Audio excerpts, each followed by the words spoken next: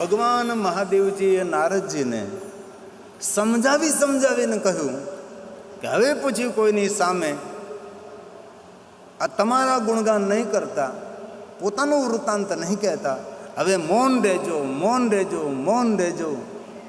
ભગવાન શંકરજીએ નારદજીને ખૂબ સમજાવ્યા. અને વિષ્ણુને આગળ તો ભૂલથી પણ તમે કહેશો નહીં, મૌન જ રહેજો. વિષ્ણુ પણ જો આ તમારા તપની વાત ખોલે તો પણ તમારે વાત બદલવાનો પ્રયાસ કરવાનો છે. તમે જલ્દી સ્થાન છોડીને જતા રહ્યો. હવે નારદજી જેમને કહેવાની ના કહે છે એમની પાસે જ પહોંચી ગયા. ભગવાન વિષ્ણુની સામે જઈ પોતાની પ્રશંસા કરવા લાગ્યા છે. મેં તપ કર્યું છે, દેવતાઓ ઋષિઓ મારો જયજયકાર કરે છે, એવું કહે છે સૌ કે તમે શિવતુલ્ય છો, શિવ સમાન છો. નારદજી ખૂબ પોતાના વખાણ કર્યા છે. પછી ભગવાન વિષ્ણુજી સમજીએ કે નારદજીના હૃદયમાં અહંકારનું બીજ અંકુરિત થયું છે. તે વિષ્ણુ ભગવાને નારદના અહંકારનું ખંડન ન કર્યું.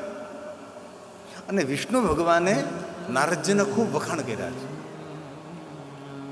અભિમાની માણસને પોતાના વખાણ બહુ જ વાલા લાગે છે. આ ભગવાન વિષ્ણુજી નારદજીને કહે છે, નારદજી તીર્થોમ તો તમાગમાત, આપ જેવા તપસ્વી સંતોનું દર્શન કરવાથી તીર્થજન્ય ફળની પ્રાપ્તિ થાય છે. તમારે તીર્થોમાં જવું જ નથી પડતું. આપ જેવા સંતો જ્યાં જ્યાં વિચરણ કરે ત્યાં બધા તીર્થો તમારી પાછળ ફરે છે.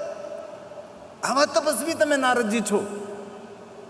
આજ હું ધન્ય છું કે આપના મને દર્શન થયા. ભગવાન સ્વયં હરિ, ભગવાન વિષ્ણુ બોલે છે, ભગવાન મહાદેવ પાસે ગયા ત્યારે મહાદેવજીએ પણ કહ્યું, હે તાત, હે નારદ.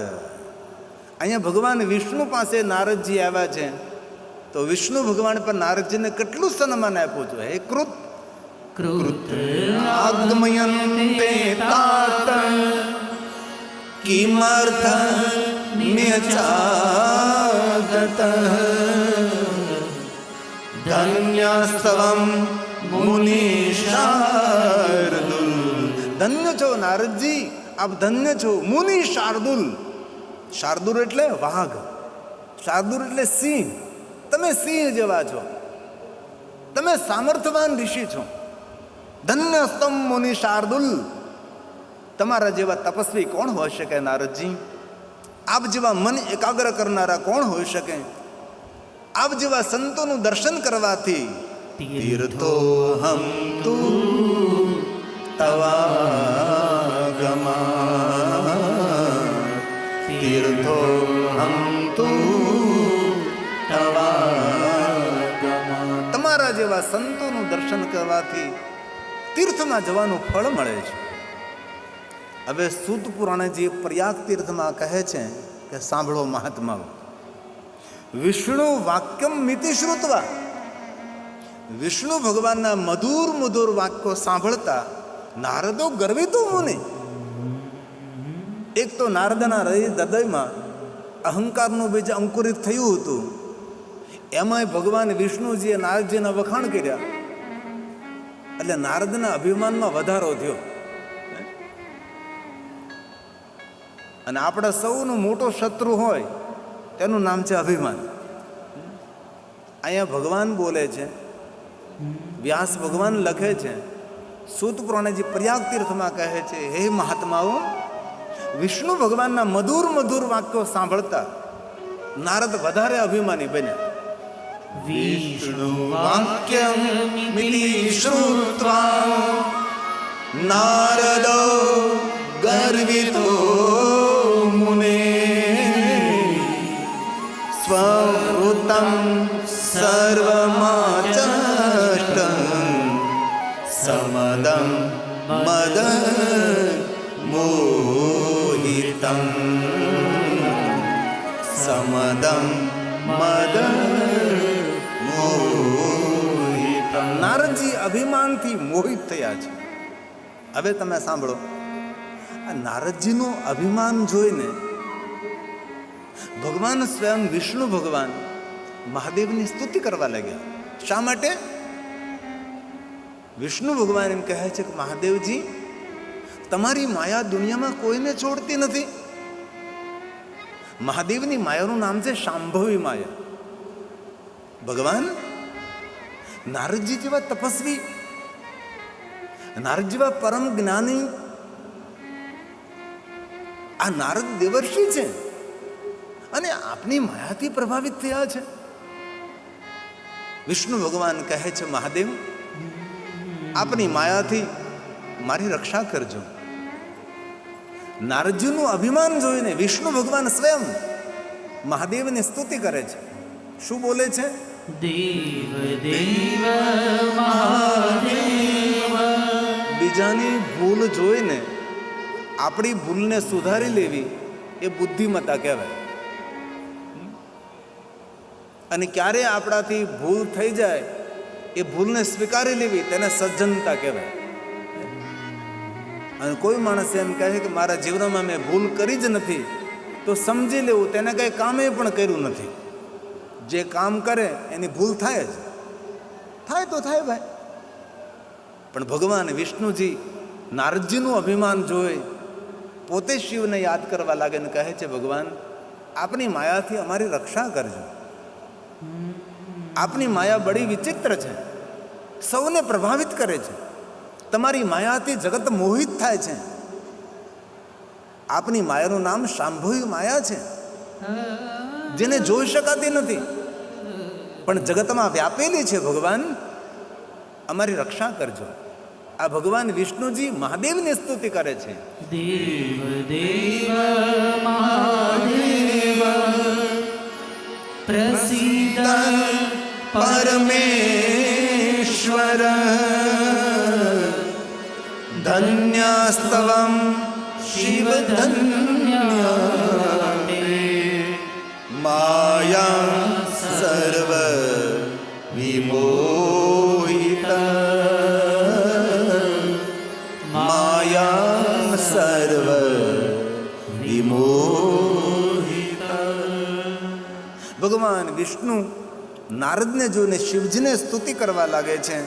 અને પ્રયાગ તીર્થમાં શૌનકાદિ મહાત્માઓ સુત પુરાણેને કહે છે કે હે સુત પુરાણેજી, અદ્ભુત કથા છે કે નારદજી જેવા સંત અભિમાન કરે અને વિષ્ણુ ભગવાને આગળ અભિમાનની વાતો કરે. વ્યાસ શિષ્ય નમોસ્તુતે. એ ભગવાન વ્યાસના શિષ્ય, હે સુત પુરાણેજી, તમે મહાભાગ્યવાન છો. સુંદર સુંદર કથા સંભળાવો. સુત સુત મહાભાગ. હે સુત પુરાણેજી, આ કથા સાંભળતા એક વિશેષ આનંદ થાય છે કે ભગવાનની માયા આટલી પ્રબળ છે કે નારદજી જેવા સંતને પણ છોડે નહીં. વ્યાસ શિષ્ય નમોસ્તુતે. અદ્ભુત કથા, અદ્ભુત કથા, અદ્ભુત કથા. અદ્ભુતેયં કથા વર્ણિત કૃપયા. અમારા સૌ પર કૃપા કરીને આ કથાનું વર્ણન કરો. ધન્ય છે ભગવાનની માયા, વિચિત્ર છે ભગવાનની માયા. નારદજીએ એટલું કઠિન તપ કર્યું તો પણ ભગવાનની માયાએ નારદજીને ન છોડ્યા. તો હે સુત પુરાણેજી, જે તપ નથી કરતા, જે સાધના નથી કરતા, અનુષ્ઠાન નથી કરતા, ઉપાસના નથી કરતા, ભજન નથી કરતા, સત્કર્મ નથી કરતા, દેવ દર્શન નથી કરતા, તીર્થયાત્રા નથી કરતા, યજ્ઞ પૂજા સત્સંગ નથી કરતા, એ જીવાત્માઓની કેટલી દુઃખદ હાલત થશે. ભગવાન વિષ્ણુના મુખેથી પ્રશંસા સાંભળી નારદજી જવા લાગે છે. માયા નિર્મિત નગરનું નિર્માણ થાય છે. રસ્તામાં નારદજી જતા હતા, નગરને જોયું. આ તો માયાથી બનેલું નગર છે. નારદજી પ્રવેશ કરે છે. શિલનિધિ નામનો રાજા છે, એની પુત્રનું નામ વિશ્વ મોહિની છે. શિલનિધિ નારદજીનું સન્માન કરે છે.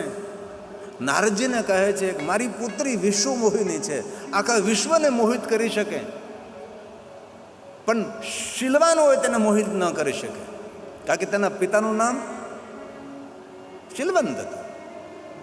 શિલનિધિ રાજા હતો. શિલ નામનો નિધિ તેની પાસે હતો, તેથી વિચલિત ન બને, મન તેનું વિચલિત ન બને, આવા શિલનિધિ હતા. નારદજી વિશ્વમોહિનીને જોવે છે, મોહમાં પડે છે. એક દુર્ગુણ આવે તો બીજો દુર્ગુણ તેની સાથે આવવાનો જ છે. હવે આ નારદજી ભગવાન વિષ્ણુ પાસેથી રૂપની માંગણી કરે છે. શા માટે? વિશ્વમોહિની સાથે પરણવા માટે. નારદજી ભ્રમિત થયા, નારદજી વિચલિત થયા છે. વિષ્ણુ ભગવાન નારદને રૂપ આપે છે, પણ સ્વરૂપ નથી આપતા. સ્વરૂપ એક મૌલિકતા હોય, એક નિજતા હોય છે.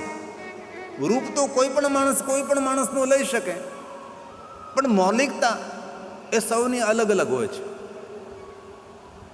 અને માયાની નગરમાં નારદજી વિષ્ણુ ભગવાનનું રૂપ લઈ વિશ્વમોહિને પરણવા માટે જાય છે.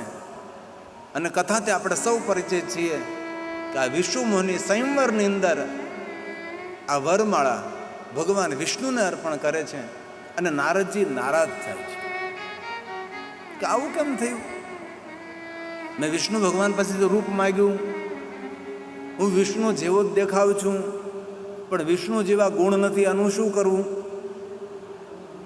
હવે નારદજી આમ સૂનમૂન બેસી ગયા, એટલે એની બાજુમાં બેઠેલા મહાદેવના ગણો છે. હવે જો શંકર ભગવાનના ગણો નારદ સાથે કેવો વ્યવહાર કરે છે એ સુંદર સમજવા જેવું છે. આ મહાદેવના ગણો બોલે છે, નારદને કહે, હે નારદ મુનિ ત્વં તાત નીકળી ગયું, તાત ગયું. આ નારદજી મહાદેવ પાસે ગયા તો મહાદેવ કે હે તાત, હે નારદ. વિષ્ણુ ભગવાન પાસે ગયા તો વિષ્ણુ ભગવાને કહ્યું હે તાત. આ મહાદેવના ગણો કહે છે હે નારદ, હે મુનિ ત્વમ. એ નારદજી, તમને શું થયું છે? આમ તમે જોવો તો ખરો, માણસ કેટલો નીચો પડી જાય. જેનું સન્માન મહાદેવની પાસે, જેનું સન્માન શ્રી હરિ વિષ્ણુ ભગવાનની પાસે, પણ માનસિક વૃત્તિઓ જ્યારે ખરાબ થાય છે ત્યારે માણસ નીચો પડી જાય છે, તેનું સન્માન જતું રહે છે, વૃત્તિ તેની લાલચી વૃત્તિ બને છે. મહાદેવના ગણોએ કહ્યું હે નારદ, અમે વધારે તો શું બોલીએ?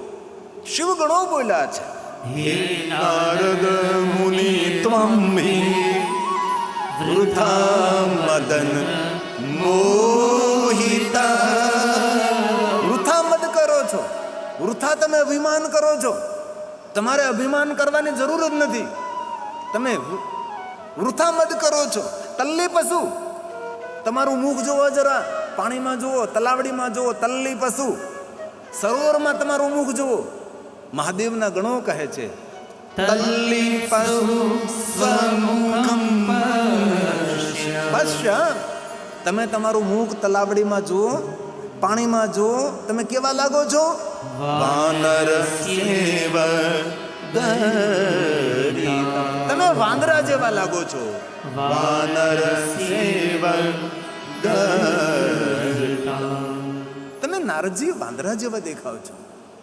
અને તમે જો અભિમાની માણસ લગભગ વાંદરા જેવો જ લાગે.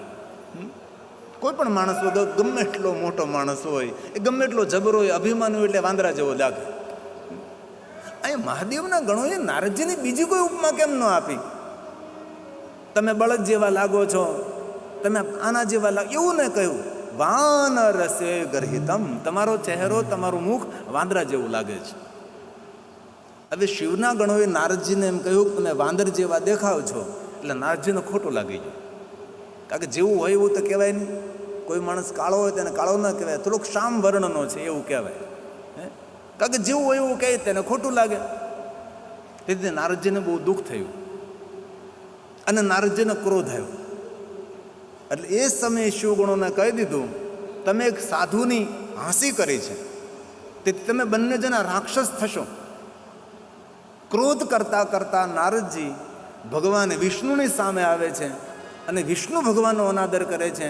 નહીં બોલવાના શબ્દો વિષ્ણુ ભગવાનને કેવું કેવું બોલે છે નારદજી. આપણે અમે શ્લોકો વાંચતા આપણને થાય કે આવું આપણે ભગવાન શ્રી હરિ માટે કેમ બોલી શકીએ? એવા શબ્દો નારદજી, કારણ કે ક્રોધી માણસ, ક્રોધીને કોઈની ઓળખાણ નથી હોતી. ક્રોધી એ ચાંડાલ છે. ક્રોધ માણસનો સર્વ વિનાશ કરે છે. ક્રોધ અજ્ઞાનથી ઉત્પન્ન થાય, અભિમાનથી ક્રોધ વધે. ક્રોધને કટુ વાક્યો સાથે ઘનિષ્ઠ સંબંધ છે. ક્રોધ આવે ત્યારે મુખ ખુલી જાય, કાન બંધ થઈ જાય, આંખ બંધ થઈ જાય. અત્યંત ક્રોધી માણસ આંખ હોય તો પણ તેને અંધ સમજવો. ક્રોધ વિવેકને જડમૂળમાંથી નાશ કરે છે. ક્રોધનું તોફાન વિવેકનો નાશ કરે છે. ક્રોધને જીતવા માટે એક જ શસ્ત્ર છે, મૌન. ક્રોધમાં મૌન રહેવું એટલે હિમાલય પહાડને ઊંચકવો, એટલું કઠિન છે. જે માણસ ક્રોધમાં મૌન રહે છે ક્રોધને જીતી શકે છે. નારદજી વિષ્ણુ ભગવાન એવા કપરા શબ્દો કહ્યા, એવા કપરા શબ્દો કહ્યા કે આપણે સાંભળી પણ ન શકીએ. ભગવાન સ્વયં મહાદેવજીએ દેવતાઓને કહ્યું છે, મોહી નરકા એવમ તસ્મા ક્રોધો અભિજાયતે. આ શ્લોક શંકર ભગવાન બોલ્યા છે. પહેલાં મોહ થાય અને મોહ પૂર્ણ ન થાય એટલે ક્રોધ આવે. ક્રોધ આવે એટલે ભસતે તપ, આપણું તપ હોય એ તપમાંથી આપણે ભ્રષ્ટ થઈએ. આ ભગવાન શંકરજી બોલ્યા. શું બોલ્યા છે? કામના ઉત્પન્ન થાય એટલે મોહ જાગે. તસ્માત ક્રોધો અભિજાયતે ક્રોધાત ભવતિ सम्मोहे मोहाच्च भ्रशन्ति तपः मोहाच्च भ्रशन्ति तपः. તેનું તપ ભ્રષ્ટ થઈ જાય. કામ ક્રોધો પરિત્યજ્યો. આ મહાદેવજી દેવતાઓને કહ્યું કે હે દેવતાઓ, કામનો ત્યાગ કરો, ક્રોધનો ત્યાગ કરો. મદ વાક્યમ નાન્ય કવચિત કવિ. હું જે બોલું છું એ સામાન્ય તમે અર્થમાં નહીં લેતા. ભગવાન શિવજી કહે છે હું જે બોલું છું એનો અર્થ સમજજો. શંકર ભગવાન પોતે બોલે છે કામ કામ ક્રોધનો ત્યાગ કરો દેવતાઓ. ભવદ્ભિઃ હે શ્રેષ્ઠ દેવતાઓ, હે શ્રેષ્ઠ દેવતાઓ, સર્વે મંતવ્યમ મદ વાક્યમ નાન્યથા મદ વાક્યમ નાન્યથા. મારું જે વાક્ય છે એને સામાન્ય અર્થમાં નહીં લેતા દેવતાઓ. તેથી શાંત રહો દેવતાઓ. ક્રોધો એ યમરાજ છે, તૃષ્ણા વૈતરણી નદી છે, વિદ્યા તો કામધેનુ છે, સંતોષો નંદનવનમ સુભાષિત છે. ક્રોધ શું છે તો કે સાક્ષાત યમરાજ છે. ક્રોધો વૈવસ્વતો રાજા. સાક્ષાત ક્રોધ એ યમરાજ છે. અને તૃષ્ણા તૃષ્ણા વૈતરણી નદી. તૃષ્ણા વૈતરણી નદી છે. અને વિદ્યા વિદ્યા કામધતી. દૂધ દેવાવાળી જેવી ગાય માતા છે એ વિદ્યા આપણા માટે સુખ આપનાર છે. અને સંતોષ સંતોષો નંદનમ વનમ. સંતોષો નંદનમ વનમ. ભગવાન વિષ્ણુજીને શ્રાપ આપ્યો છે. વિષ્ણુ, મારી સાથે કપટ કર્યું તમે. તમે પણ નારાયણના રૂપમાંથી નર રૂપે પ્રગટ થશો, નારી વિયોગમાં દુઃખી થશો, તમારી નારીનું હરણ થશે, તમને કોઈ મદદ નહીં કરે. મારું મુખ વાંદર જેવું બનાવ્યું છે, તમને વાંદરાઓ મદદ કરશે. વિષ્ણુ ભગવાનને નારદજી બહુ જ બોલ્યા છે, બહુ જ બોલ્યા, બહુ બોલ્યા. વિષ્ણુ ભગવાન મૌન તેને સાંભળે છે, કારણ કે અદ્ભુત લીલાનું સર્જન થવાનું છે. વિષ્ણુ શાંત છે. નારદજી બોલી બોલીને કેટલું બોલે છે, અંતે નારદજી શાંત થાય છે. ક્રોધનું તોફાન થોડી વાર રહે છે પણ સર્વનાશ કરે છે. ભગવાન મહાદેવજીએ ક્રોધ ઉપર પ્રવચન કર્યું છે. મહાકાલી જ્યારે અસુરનો સંહાર કરતા હતા ત્યારે મહાકાલીનો ક્રોધ સમાતો નહીં હતો. ત્યારે ભગવાન સ્વયં મહાદેવજી કહેવા લાગે છે, હે કાલી, જગત હિત માટે તમે ક્રોધ રૂપ ધારણ કર્યું છે, મહાકાલી સ્વરૂપ છો, પણ હવે ક્રોધને શાંત કરો. હે મહાકાલી, ક્રોધ ચાંડાલ છે. ક્રોધી માણસને સ્પર્શ કરવાથી અપવિત્રતા આવે છે. સ્નાન કરવું પડે, પવિત્રકરણ કરવું પડે. શાંત રહેવું એ દેવતુલ્ય સ્વભાવ છે. તેથી ભગવાન સ્વયં કહે છે, જે માણસ ક્રોધને જીતે છે એ પોતાના જીવનને જીતી શકે છે. કોઈ પણ ક્ષેત્રમાં એ માણસ સફળ થઈ શકે છે. અને ઘણા લોકો એમ કહે કે ભગવાન શિવજી ક્રોધ કરે. મહાદેવજીને ક્રોધ કરવાનો કોઈ અવસર જ નથી. શંકર ભગવાન ક્રોધા અવતાર નથી, શંકર ભગવાન કરુણા અવતાર છે. એવા ભગવાન મહાદેવ છે. દુર્વાસા મુનિ પ્રત્યે પણ આપણે એક જ વાત સાંભળી છે, દુર્વાસા મુનિ ક્રોધ કરે, ક્રોધ કરે. પણ દુર્વાસા મુનિએ વરદાનો કેટલા આપ્યા છે, દુર્વાસા મુનિ કેટલી કરુણા કરી છે. દ્વારકાધીશ ભગવાન કૃષ્ણ ઉપર કેટલી કરુણા કરી, ભગવાન રામ પર કરુણા કરી છે, ઇન્દ્ર પર કરુણા કરી છે, દેવતાઓ પર કરુણા કરી છે. દુર્વાસા મુનિ એકલો ક્રોધ જ નથી કર્યો. દ્રૌપદીનું અક્ષય પાત્ર ખાલી થયું, તેમની પરીક્ષા કરવા ગયા હતા. ભગવાન દ્વારકાધીશે તેની લાજ રાખી દીધી. અને દુર્વાસા મુનિ સ્નાન કરીને જતા રહે છે, દ્રૌપદીની પરીક્ષા કરવા ગયા નથી, આશીર્વાદ આપ્યા છે. તેથી દુર્વાસા મુનિ એકલા ક્રોધી નથી, કરુણા અવતાર પણ છે દુર્વાસાજી. અને આપણે જે સ્થાન પર બેઠા છીએ એ સ્થાન દુર્વાસા મુનિ તપસ્થલી છે. અને આ સ્થાન ઉપર બેસીને ભગવાનની કથા સાંભળવી એટલે આપણું ભાગ્ય નથી, આપણું મહાભાગ્ય છે, આપણું અહોભાગ્ય છે કે આપણે ભગવાન મહાદેવની કથાનું શ્રવણ કરીએ છીએ. હવે નારદજી શાંત થયા છે, ક્રોધ શાંત થયો. ભગવાન વિષ્ણુજીને કહેવા લાગ્યા, ભગવાન મેં મહાદેવની વાત ન માની. શંકર ભગવાને મને કહ્યું હતું કે નારદજી હવે એકાંતમાં રહો, મૌન રહો, શાંત રહો. પણ મેં શિવજીની વાત માન્ય નહીં રાખી. અને મેં મહાદેવને કહ્યું ન માન્યું. વિષ્ણુ તમારો અનાદર કર્યો મેં, વિષ્ણુ ભગવાન તમારું અપમાન કર્યું. મેં આપને શ્રાપ આપ્યો, મહાદેવના ગણોને મેં શ્રાપ આપ્યો. એ સમયે ભગવાન શિવજીના ગણો ત્યાં આવી પહોંચે છે. ભગવાન વિષ્ણુને આગળ હાથ જોડીને કહે છે કે હે નારદ, આપે મને શ્રાપ આપ્યો કે અમે બંને રાક્ષસ થશું, પણ અમે તો મહાદેવના ગણ છીએ, આપના શ્રાપને મિથ્યા કરો નારદ. નારદજી કહે છે કે હે શિવગણો, મેં જે તમને કહ્યું સત્ય બનશે. તમે બંને રાક્ષસ તો થશો જ, પણ એવા પ્રતાપી રાક્ષસ થશો, દુનિયાના બધા જ દુર્ગુણ તમારામાં રહેશે, પણ તમારા હૃદયમાં એક સદગુણ રહેશે. તમે કોઈ દિવસ મહાદેવની ભક્તિથી વંચિત નહીં થાવ. તમારા હૃદયમાં મહાદેવની ભક્તિ ભરપૂર રહેશે. તમારું નામ રાવણ અને કુંભકર્ણ રહેશે. તમે બંને જણા શિવ ભક્તિથી વિભૂષિત રહેશો. અને ભગવાન શ્રી હરિ, ભગવાન વિષ્ણુજી સ્વયં નારણમાંથી નર રૂપ ધારણ કરશે, જેમનું નામ ભગવાન પ્રભુ શ્રી રામ રહેશે.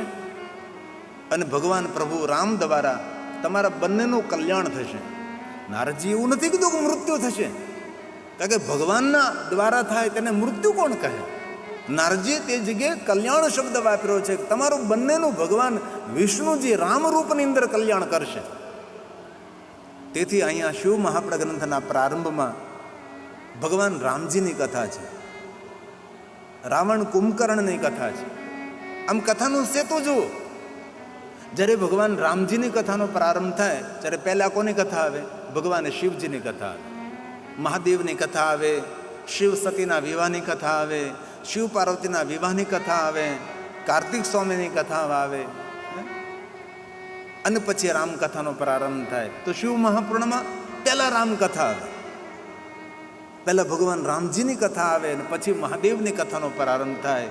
આથી જો ભગવાન વિષ્ણુ સાથે આપણે યાત્રા કરીએ તો ભગવાન રામની કથા પ્રારંભ થાય.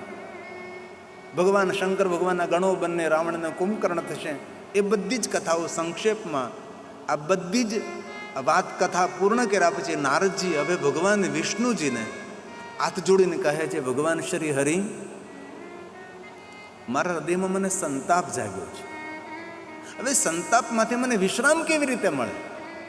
હવે ભગવાન વિષ્ણુજી નારદજીને કહે છે કે નારદજી, કોઈને શ્રાપ આપવાથી આપણા પુણ્યનો ક્ષય થાય.